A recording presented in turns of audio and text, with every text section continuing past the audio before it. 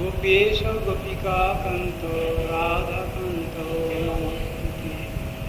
नमो ब्रह्मण्य देवाय गो ब्रह्मणयुताय च पतुरुभ्यश्च कृपा सिन्धुभ्यैव च पतितानां पावनेभ्यो वैष्णवेभ्यो नमो नमः।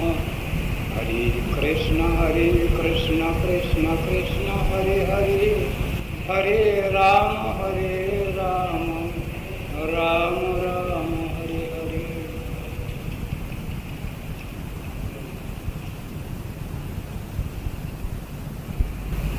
श्रीमद्भागवत एकादश स्कंद तृतीय अध्याय आलोचना आरम्भ करेছিলাম। শেষ করেছি তত্ত্ব জিজ্ঞাসু হয়ে ভগবত তত্ত্ব বা আত্মতত্ত্ব জানবার জন্য সদ্গুরুর কাছে প্রপত্তি স্বীকার করতে হবে, এই শ্লোকটা আলোচনা করেছি। তস্মাৎ গুরুং প্রপদ্যেত জিজ্ঞাসু শ্রেয় উত্তমম সাধ্যে পরে চ নিষ্ণাতম ব্রহ্মণ্যুপসমাশ্রয়ম। সেই সদ্গুরুর কাছে তুমি শরণাগত হবে, প্রপত্তি স্বীকার করবে, তার কাছে গিয়ে উত্তম শ্রেয় বিষয়ে জিজ্ঞাসা করবে। জগতে যত রকম শ্রেয় শুভাশুভ যা কিছু আছে সবটার উপরে সব থেকে ভালো কথা হলো আত্মকল্যাণ চিন্তা। সেই বিষয়ে সদ্গুরুর কাছে প্রশ্ন রাখো। সেই সদ্গুরু কি কি গুণে ভূষিত? শব্দে পরেচ নিষ্ণাতম, তিনি শব্দশাস্ত্রে পারঙ্গত। আর শুধু শব্দশাস্ত্রেই পারঙ্গত নন, তিনি শিষ্যের যত কিছু সংশয় সন্দেহ প্রশ্ন সবটারই তিনি উত্তর দিতে পারেন, তাকে বুঝিয়ে দিতে পারেন, এ ক্ষমতা তিনি রাখেন। আর পরেচ নিষ্ণাতম, পরব্রহ্মে নিষ্ণাত, অর্থাৎ শ্রী ভগবানের প্রতি তার এতই নির্ভরতা এবং শ্রদ্ধা ও বিশ্বাস যেটা সাধারণ মানুষের সম্ভব হয় না, সে কথাটাও বলছেন। তার কাছে গিয়ে তুমি তোমার তত্ত্ব জিজ্ঞাসা করো এবং সেখানে তোমার প্রশ্নের সমাধান করে নাও। তত্র ভাগবতং ধর্মান শিক্ষেদ গুরুবাত্মদৈবত অমায়ানুবৃত্ত জয়স্তুষ্যেদ আত্মাত্মদো হরিহি। গুরুদেবকে নিজের হিতকারী বান্ধব বলে জানবে এবং পরমারাধ্য শ্রী হরিস্বরূপ জেনে নিরন্তর নিষ্কপটভাবে তার অনুগমন করবে। যে সকল ধর্মের অনুষ্ঠানে আত্মপ্রদ শ্রীহরি সন্তুষ্ট হন, পরিতুষ্ট হন, সেই সকল বিষয়ই ভাগবত ধর্ম বলে অবগত হবে। সংক্ষিপ্তভাবে ভাগবত ধর্মের সূত্রাকারে বর্ণনা করছেন। এখানে প্রথমেই বলছেন যে সদ্গুরুর চরণাশ্রয় করবে, তার সমস্ত আদেশ নির্দেশ ইত্যাদি পালন করতে হবে।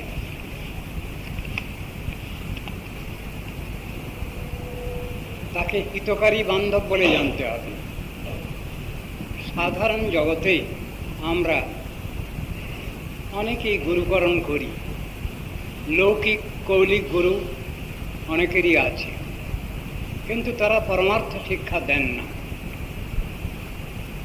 তারা লৌকিক ব্যবহারিক জগতের শিক্ষাই কিছু দিয়ে থাকেন, পরমার্থ শিক্ষা, সাধন ভজন শিক্ষা এটা তারা দেন না। এটা দিতে পারেন সদ্গুরু। যাদের পিস্টন নাই তারাই বলতে পারেন। শাস্ত্রের যেসব গূঢ়তম উপদেশ রয়েছে শাস্ত্রে, সেই সব উপদেশগুলো যদি কারো কাছে বলতে হয়, বলতে গেলে সেটা নিজের জীবনে আগে পালন করতে হয়, তা না হলে সেই উপদেশ কার্যকরী হয় না। সদ্গুরু যে মন্ত্রদান করবেন সে মন্ত্রও তার সিদ্ধ মন্ত্র হওয়া চাই। যদি সেটা সিদ্ধ মন্ত্র না হয়, সে মন্ত্র জপ করলে কারো কল্যাণ হতে পারে না। বাজারে বহু মন্ত্রের বই পাওয়া যায়, কিনতে, সব রকম ধরনের। সেই মন্ত্রগুলো পড়ে আমরা মুখস্থ করে যদি বলতে থাকি, আওড়াতে থাকি, কোনো মন্ত্রেই ফল হবে না। কেন? সে মন্ত্র সিদ্ধ মন্ত্র নয়। মন্ত্রের নিয়ম হলো সেই মন্ত্রতে যার সিদ্ধি লাভ হয়েছে তার কাছ থেকে সেই মন্ত্র নিলে এবং জপ করলে তখন তাতে কিছু ফল দর্শাবে। এটাই হলো নিয়ম। বাজারে বহু রকমের বই আছে, মন্ত্রের বই, সেগুলো কিনে নিয়ে পড়ে মুখস্থ করে বললে মন্ত্রের কোনো ফল হবে না। সেই জন্য বলছেন, পরমারাধ্য শ্রীহরি স্বরূপ জেনে গুরুকে নিরন্তর নিষ্কপটভাবে তার অনুগমন করতে হবে। অর্থাৎ তিনি যেটা বলবেন সেটা নিজের জীবনে পালনও করতে হবে। ধর্মকর্ম আমার ভালো লাগে, এটা একটা কথা। সেই ধর্মকর্মটা সেটা প্র্যাকটিক্যাল হবে, বাস্তব হবে যখন সেটা আমি আমার নিজের জীবনে আচরণ করব, তারপরে কিছু বলব। এ কথাটা শাস্ত্রে বোঝানো হয়েছে। চৈতন্য মহাপ্রভু এই জগতে সংসারে এসে এই বাস্তব ধর্মটা শিক্ষা দিয়েছেন। তিনি বলছেন, আপনি আচরি ধর্ম জীবেরে শিখায়, আপনি না কইলে ধর্ম শিখানো না যায়।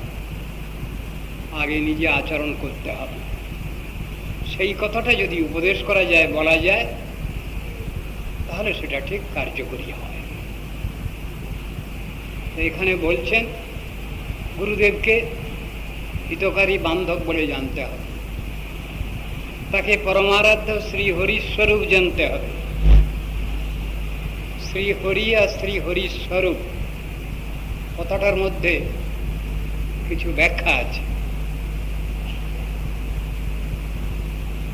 গুরুকে শ্রীহরিস্বরূপ বলছেন, ভগবানের প্রিয় প্রেষ্ঠ ব্যক্তি বলছেন, মুকুন্দ প্রেষ্ঠ বলে শাস্ত্রে বর্ণনা করছেন, কিন্তু স্বয়ং ভগবান বলেন।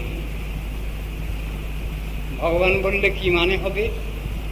সৃষ্টি স্থিতি লয়কারী ভগবান, সেই অর্থ হবে। গুরুকে বলছেন সেবক ভগবান, আশ্রয় ভগবান, এইরূপ সম্বোধন করা হয়েছে। ভগবান শ্রীহরির যে গুণ তাকে বলে হরিত্ব। শাস্ত্রে বলছেন কৃষ্ণ ভক্তি কৃষ্ণের গুণ সকলই সঞ্চার। ব্যাখ্যাটা কি? ভগবানের গুণ ভক্তের মধ্যে সঞ্চারিত হয়, কিন্তু সম্পূর্ণভাবে কি? সম্পূর্ণভাবে সেটা হয় না। কিভাবে? সেইটাই বলছেন এখানে। সম্পূর্ণভাবে সেটা হবে না, কিছু তফাৎ থাকবে। আমরা গতকাল বোধহয় আলোচনা করেছি, প্রতি জীবের যে সদ্গুণ আছে 50টি গুণ বিন্দু বিন্দু মাত্রায় আছে। 55টি গুণ দেবতাগণের মধ্যে আছে অধিক পরিমাণে। 60টি গুণ নারায়ণ বা বিষ্ণুতে আছে। 62.5 গুণ ভগবান শ্রীরামচন্দ্রে আছে। পূর্ণ 64 গুণ ভগবান কৃষ্ণচন্দ্রে আছে। এ কথা আলোচনা করা হয়েছে, শাস্ত্রে এটা বুঝানো হয়েছে। সুতরাং আমরা যেন উল্টো পাল্টা না করি। এরই ভিতরে একদিন আলোচনা হয়েছে যে আমরা ভগবানকে যেন সাধারণ মানুষ না বলি, আবার সাধারণ মানুষকেও যেন ভগবান না বলি। প্রশ্ন হতে পারে যে এতে ভুল কি হয়? মানুষের আকারটা যদি অরিজিনাল আকার হতো তাহলে সে কথা বলা চলত, কিন্তু তা তো নয়। ভগবানের আকারের মতো করে আকার একটা দিয়ে তিনি মানুষকে সৃষ্টি করেছেন। কথাটা হলো এই। সুতরাং ভগবানের আকারটাই হলো আদি আকার। এ কথা বেদে, উপনিষদে, শাস্ত্রে সব জায়গায় বলা আছে। পরং ব্রহ্ম নরাকৃতি, गूढ़ं तत् मनुष्यलिंगम ज्योतिरभ्यंतरे रूपम अतुलम श्याम सुंदरम দ্বিভুজং শ্যাম সুন্দরম, কথাগুলো বলা আছে।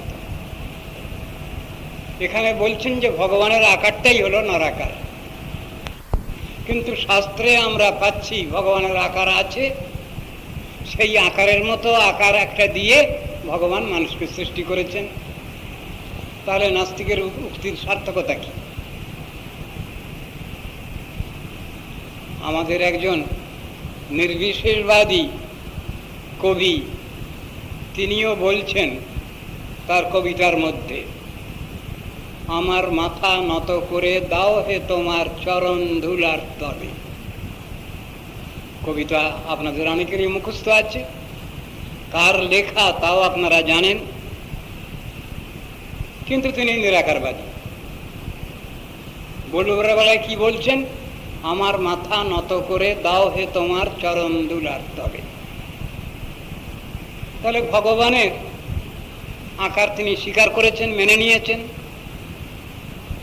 তার হাত পা চোখ কান নাক মুখ সবই আছে, তার শ্রীচরণও আছে, তিনি মেনে নিয়েছেন। সেই শ্রীচরণে ধুলাও আছে, এটাও তিনি মেনে নিয়েছেন। তবে তিনি বলতে পারলেন আমার মাথা নত করে দাও হে তোমার চরণ ধুলার তলে। আকারকে তো তাহলে মেনে নেওয়া হলো।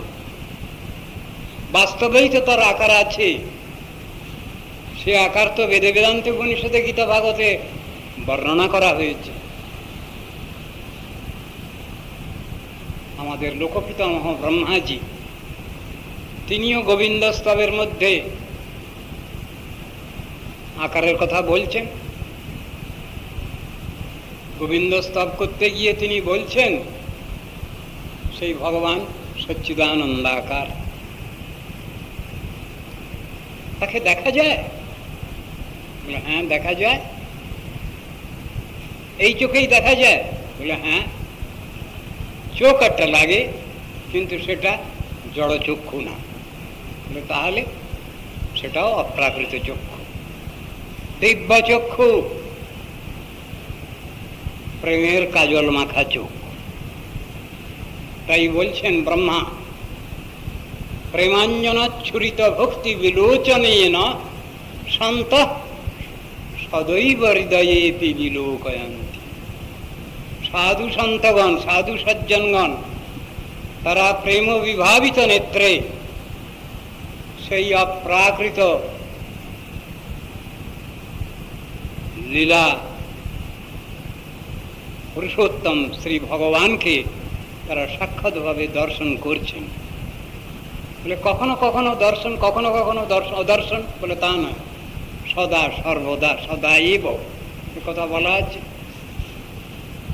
কি আকার? সেখানে ওই একই কথা পাচ্ছি, ইয়ং শ্যাম সুন্দরম অচিন্ত গুণস্বরূপম। সেই ভগবানের আকার হলো শ্যাম সুন্দর আকৃতি।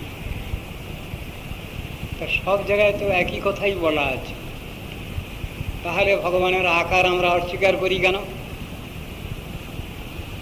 সেই ভগবান সর্বগুণে গুণান্বিত, তবে তাকে নির্গুণ বলি কেন? সেই ভগবান প্রাকৃত ইন্দ্রিয় বিশিষ্ট নন, অপ্রাকৃত ইন্দ্রিয়বান সেই ভগবান, তবে কেন ওটা অস্বীকার করি? তাহলে ভগবানকে নিরাকার, নির্বিশেষ, নির্গুণ, নিঃশক্তিক এ কথা বলছি কেন? ভুল করেই বলা হচ্ছে। আর যেখানে এই শব্দগুলো ব্যবহার করা আছে সেখানে সুন্দর অর্থ করে দেওয়া আছে। সগুণ ব্রহ্ম, পরব্রহ্ম ভগবান, সাকার ভগবান। নির্গুণ শব্দ যেখানে ব্যবহার করা হয়েছে সেখানে কি অর্থ হবে? প্রাকৃত গুণরহিত। সেই ভগবান তো প্রাকৃত গুণরহিত তত্ত্ব। সেই ভগবান অনন্ত শক্তিমান। তো অনন্ত শক্তিমান ভগবানকে যদি আমরা নিঃশক্তিক বলি, তাহলে ভগবানকে গালাগালি দেওয়া হয়। তার অবমাননা করা হয়, শাস্ত্রে সেটা বলছেন। নির্গুণ শব্দ ব্যবহার করা হয়েছে কেন? প্রাকৃত গুণ তার নাই, পরন্তু অপ্রাকৃত গুণবান সেই ভগবান, অপ্রাকৃত লীলাপরায়ণ সেই ভগবান, অপ্রাকৃত দেহতার, তার রূপ আকার প্রাকৃত কিছু নয়। এই কথাটা বুঝাবার জন্য কৃষ্ণ অর্জুনকে গীতায় বলছেন, অর্জুন, আমার চেহারাটা মানুষের মতো, সেই জন্য সাধারণ বোকা লোকগুলো আমাকে সাধারণ মানুষ বলতে চায়।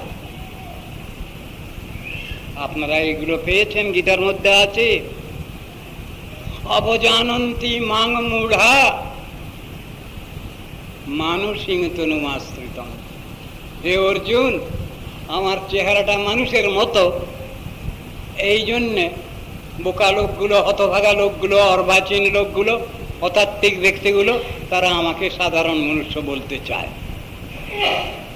পরং ভাবম অজানন্ত, তারা আমার ভগবত ভাব জানে না, আমি যে স্বয়ং ভগবান সেটা তারা জানে না, বোঝে না। দুঃখ করে বলছেন তার প্রিয় সখা অর্জুনের কাছে। আবার বলছেন কি, জন্মকর্ম চ মে দিব্যম, আমার জন্মকর্ম অলৌকিক অপ্রাকৃত।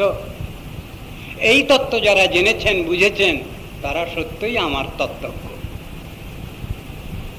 তাদের আর পুনর্জন্ম হয় না। জন্মকর্ম চ মে দিব্যম এবং যো ব্যক্তি তত্ত্বতঃ তত্ত্বা দেহং পুনর্জন্ম নৈতি মামেতি সূর্য।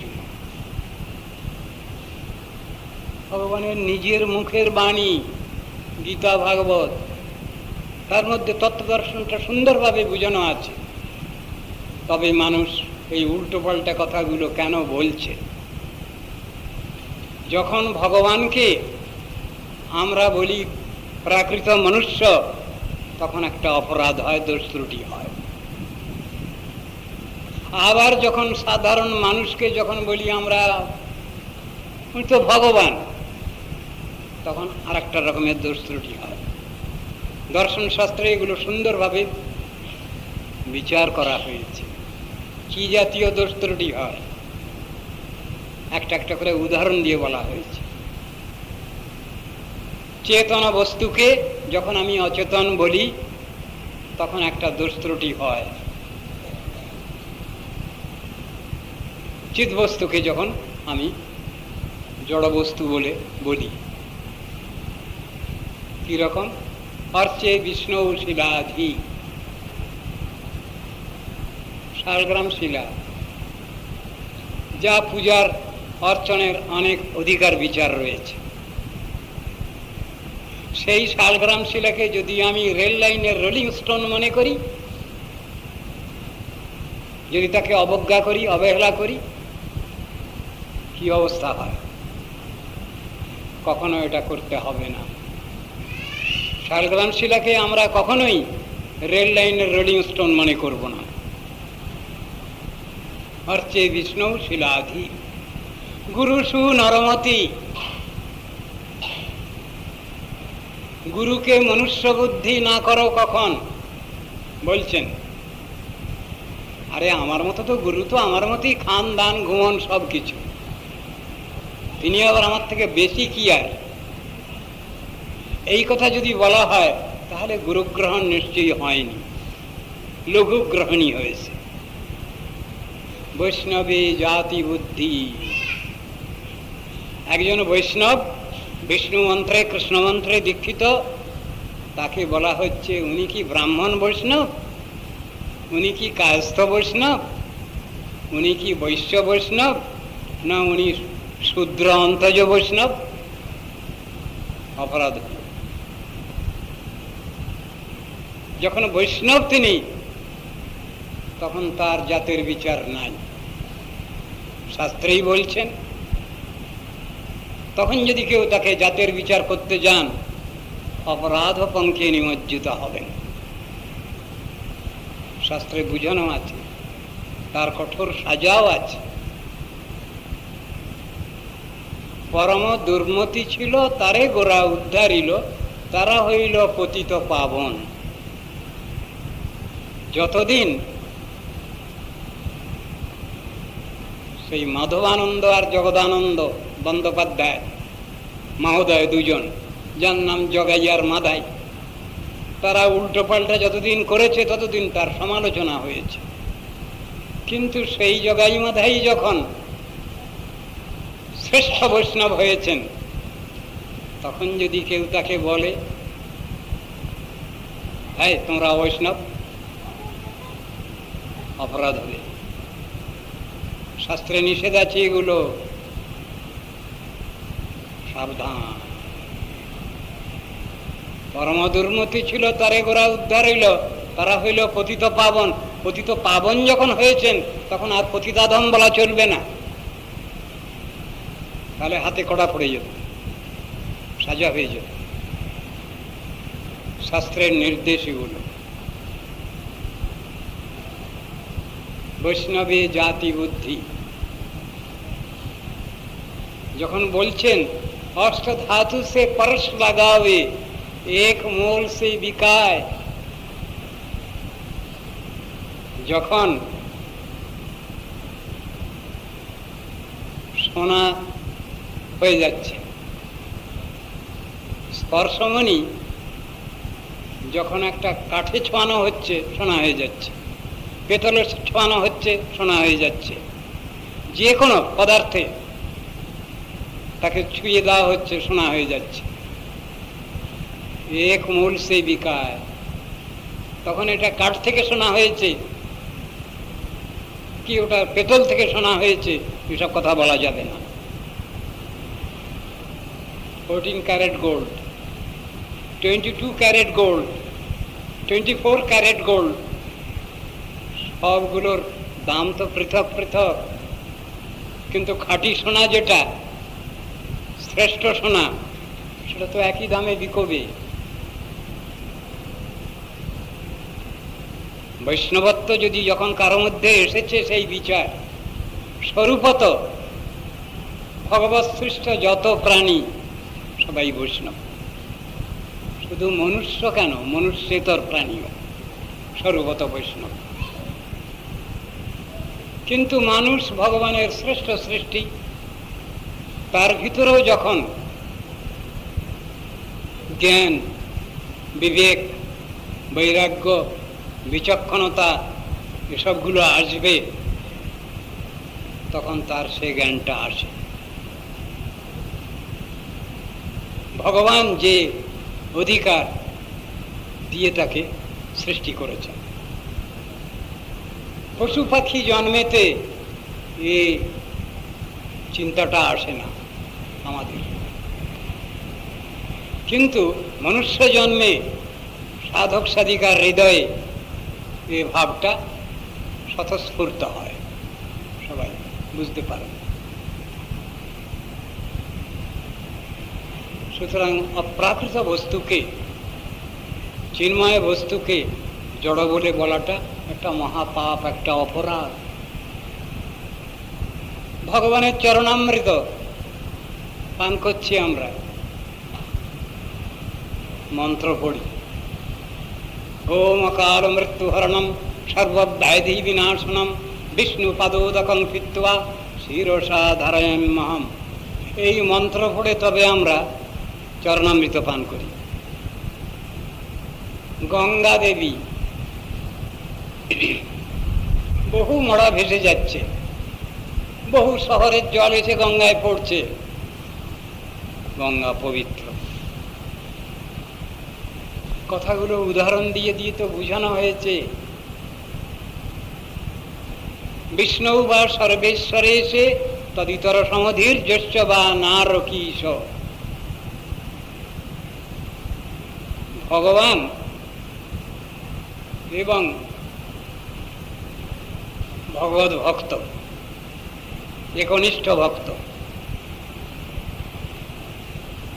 তাদের সঙ্গে যে সুসম্পর্ক আছে,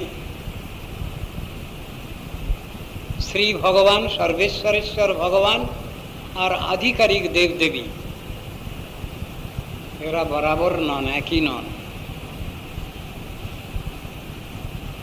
আবার ভগবানের শ্রী নাম এবং সাক্ষাৎ ভগবান, এই দুজন একই বস্তু। একে যদি আমি পৃথক ভাবি, না রকি। এই কথাগুলো শাস্ত্রে বোঝানো হয়েছে। তো এই প্রথম যে দুষ্টটি যেটা, এটাকে বলছেন চেতনে জড়ত্বের আরোপ। এটা একটা অপরাধ। দার্শনিক বিচারে এটা ভীষণ সাজা পাওয়ার যোগ্য অপরাধ। একে ইংরেজিতে বলা হয়েছে অ্যানথ্রোপোমরফিজম, চেতনে জড়ত্বের আরোপ। আবার উল্টো উদাহরণ দেওয়া আছে, জড় বস্তুকে চেতন মনে করা, সেটাও একটা অপরাধ। কি উদাহরণ আছে? এই ভাগবতেই উদাহরণ আছে। সেখানে কি বলছেন? উল্টোটা বলছেন।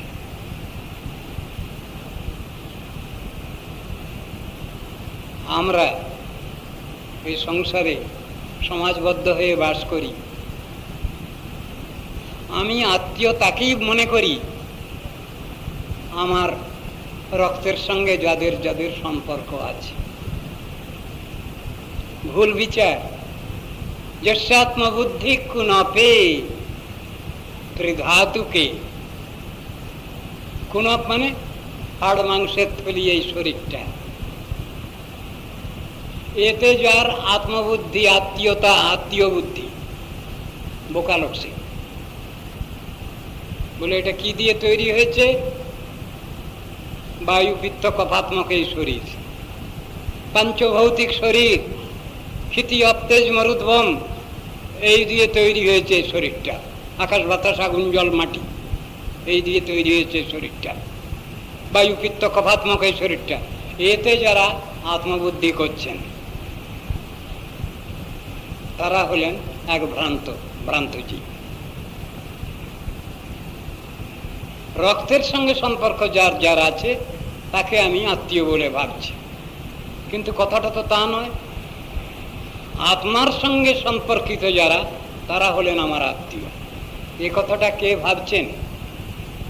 ভাগবত এই বিচারগুলো বুঝিয়েছেন।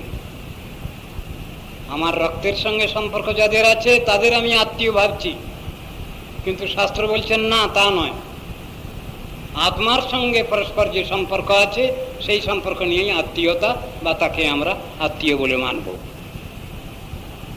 যস্যাত্মবুদ্ধি কুনপে ত্রিধাতুকে স্বাধিকর্ত্রাদিষু। স্ত্রী, পুত্র, পরিজন, এই নিয়ে আমাদের আত্মীয়তা, কুটুম্বিতা। আমরা অন্য কিছু বুঝি না। বলছেন তোমরা সবাই বোকা। গীতার মধ্যে বলছেন বাসুদেব সর্বমিতি সমহাত্মা সুদুর্লভ। মহাত্মা কে?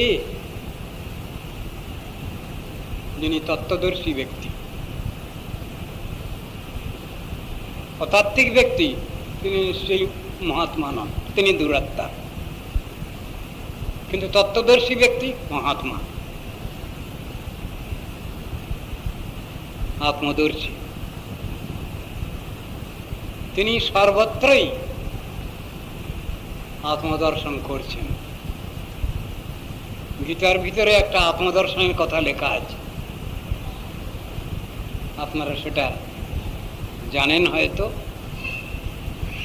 বিদ্যা বিনয় সম্পন্নে ব্রাহ্মণী, সেখানে আত্মদর্শন করছেন একজন। একটা গাভীতে আত্মদর্শন করছেন, একটা হাতির মধ্যে আত্মদর্শন করছেন, একটা পিপিলিকার মধ্যে।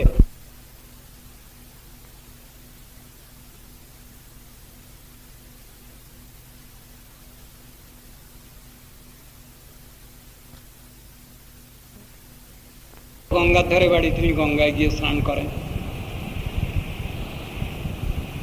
একজনকে জিজ্ঞাসা করা হচ্ছে, কই আপনি গঙ্গায় স্নান টান করলেন না?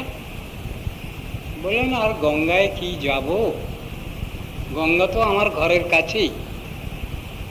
বলে আপনার ঘরের কাছেই কোথাও আবার গঙ্গা? গঙ্গা তো আপনার অনেক দূরে বাড়ি থেকে। বলে না, আমার ঘরের পিছনেই গঙ্গা আছে। ঘরের পিছনেই গঙ্গা? বলে হ্যাঁ। এটা পচা একটা এঁদো পুকুর একটা, সেইখানে গিয়ে ডুব দিয়ে দেন তিনি।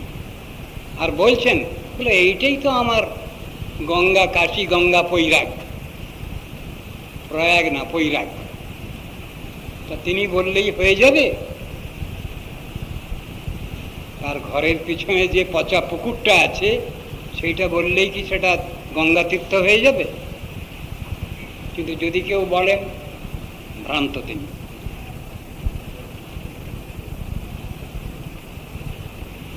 গঙ্গা তীরে একটা বৃক্ষ আছে, বৃক্ষের তলে অনেকগুলো রেল লাইনের রোলিং স্টোন বসানো আছে। সেইখানে লোক প্রত্যেক দিন গঙ্গা স্নান করে উঠে ওইখানে একটু একটু করে জল ঢালে। জল ঢালতে ঢালতে সেটা তীর্থ হয়ে গেছে বলে ওরা ভ্রান্ত। ওরা পাথরটাকে বলছে শিব ঠাকুর, শিবলিঙ্গ। তা তো নয়, ভ্রান্ত। আমি বললে হবে না, শাস্ত্রে যেটা নির্ণয় আছে, বর্ণিত আছে, সেইটাই তীর্থ, সেটাই ধাম। ধাম আর তীর্থ দুটো কথায় পার্থক্য আছে। ধাম তাকেই বলা হবে যেখানে স্বয়ং ভগবান আবির্ভূত হন, লীলা প্রকাশ করেন, তাকে বলে ধাম। বৃন্দাবন ধাম, নবদ্বীপ ধাম, অযোধ্যা ধাম, এগুলো ধাম, যেখানে ভগবান স্বয়ং আবির্ভূত হয়ে লীলা প্রকাশ করেন। আর তীর্থ সেগুলো পৃথক। তীর্থের উল্লেখ আছে। অযোধ্যা, মথুরা, মায়া, কাশী, কাঞ্চি, অবন্তিকা, পুরী, দ্বারাবতী চৈব সপ্তৈতে মোক্ষদায়িকা। তীর্থের বিবরণ দিয়েছেন। তীর্থ আর ধাম এক নয়। এগুলোকে মেনে নিতে হচ্ছে, শাস্ত্রে আছে। যারা উল্টো পাল্টা করছেন, আগে একটা উদাহরণ দেওয়া হয়েছে, অপ্রাকৃত বস্তুতে প্রাকৃত চিন্তা, আর এখন উদাহরণ দিচ্ছেন প্রাকৃত বস্তুতে অপ্রাকৃত চিন্তা। এই শ্লোকে বলছেন, জ্যেষ্ঠাত্মবুদ্ধি গুণপি ত্রিধাতুকে সধিকর্ত্রাদিষু ভৌমৈজ্যধি যতীর্থ বুদ্ধি সলিলে চ করেছি জনেশ্বভিজ্ঞেষু সএব গো কর। এটা ভয়ঙ্কর গালাগালি। গালাগালিটা কে দিলেন? যার গালাগালি দেওয়ার ক্ষমতা আছে, মালিক, সুপ্রিম গার্জিয়ান, সব থেকে বড় গার্জিয়ান, তিনি গালাগালি দিয়েছেন। যাদের এইরকম বুদ্ধি তারা সব বোকা। শুধু বোকা বলেননি, গোখর বলেছেন। গোখর মানে কি? গরুর মধ্যে গাধা। এবার কি গালাগালি? গরুর মধ্যে গাধা? বলে হ্যাঁ, গরু দিয়ে তো অনেক কাজ হয়, কিন্তু গরুর তৃণবাহী গর্দভ। গালাগালি দিচ্ছেন। ভগবানের গালাগালি মেনে নিতে হবেই। আমরা যদি উল্টো পাল্টা করি, ও গালাগালি মানতেই হবে, শুনতেই হবে, কোনো উপায় নেই। শাস্ত্রে সব জিনিসটা এইরকম বুঝিয়েছে। উল্টো পাল্টা বললে, উল্টো পাল্টা করলে তো রেহাই নাই। নারকী সহ ওখানে বলছেন, নরক আছে নাকি? কবির কথায় শুনতে পাচ্ছি স্বর্গ নরক নাই, অস্বীকার করে গেলেন। কে বলে আকাশে স্বর্গ, পাতালে নরক? এইগুলি তো দেখি শুধু কথার ঠমক। স্বর্গ নরক নামে যদি কিছু রয়, তবে তার স্থান শুধু মানব হৃদয়। অস্বীকার করবার উপায় নাই, স্বীকার করে নিতে হবে। কিন্তু কবিকে কে বলছে যে স্বর্গ আর নরক বলে জায়গা নাই? এ সংসারে, এ সমাজে যদি ভালো কাজ আমি করি, তাহলে পুরস্কার দেওয়ার লোক বসে আছেন, পুরস্কার দেওয়ার স্থানটা নির্বাচিত হয়ে আছে। আবার আমি যদি অন্যায় করি, তাহলে আবার সাজা দেওয়ার লোকও বসে আছেন, সাজা পাওয়ার জায়গাটাও আছে, অস্বীকার করবার উপায় নেই। তদ্রূপ স্বর্গ এবং নরক অস্বীকার করবার কি কারণ আছে? অস্বীকার করার কোনো কারণ নেই।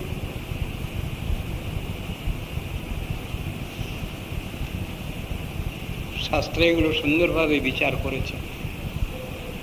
অন্যান্য ধর্ম সম্প্রদায় এটা স্বীকার করলো, আমাদের সনাতন হিন্দু ধর্ম ছাড়াও খ্রিস্টান ধর্মের ভিতরে স্বীকৃত হয়েছে স্বর্গ নরক, হেভেন অ্যান্ড হেল। মুসলিম ধর্মেতেও স্বীকৃত হয়েছে স্বর্গ নরক।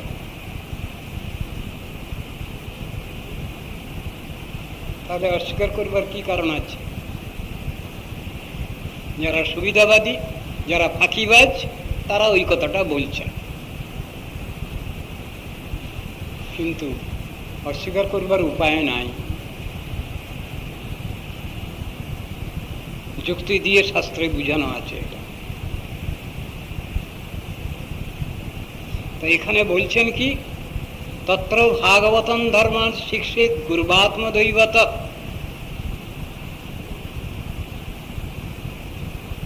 নিষ্কপট ভাবে শ্রী গুরুর অনুগমন পূর্বক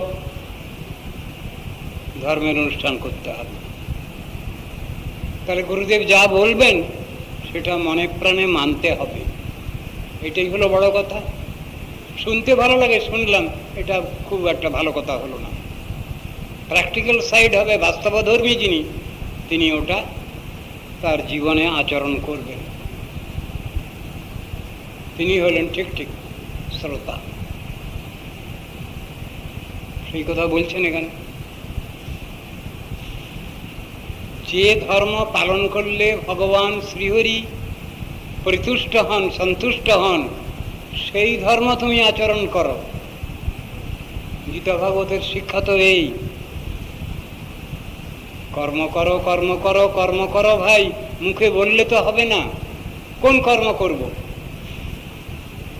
একরকম কর্ম যদি আমি করি তাতে বন্ধন হয় আমার, আর একরকম কর্ম যদি আমি করি তাতে আমার মুক্তি হয়। তো আমি কোন কর্ম করব?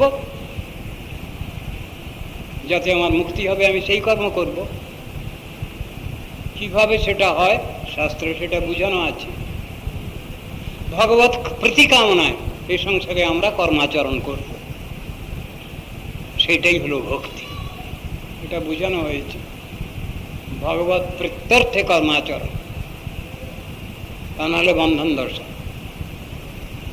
গৃহস্থের ঘরে দুটো পোকামাকড় আছে, ঘরের মধ্যে মাকড়সা বাসা করে, তার থুতু লালা থেকে সুতা বের করে আর জাল তৈরি করে ঘরের কোনায় কোনায়। তাতে মাকড়সাটা কিন্তু বদ্ধ হয় না, অন্যান্য পোকাগুলো ধরা পড়ে। এরা হলেন এই সংসারে যারা বুদ্ধিমান, বুদ্ধিমতী যারা,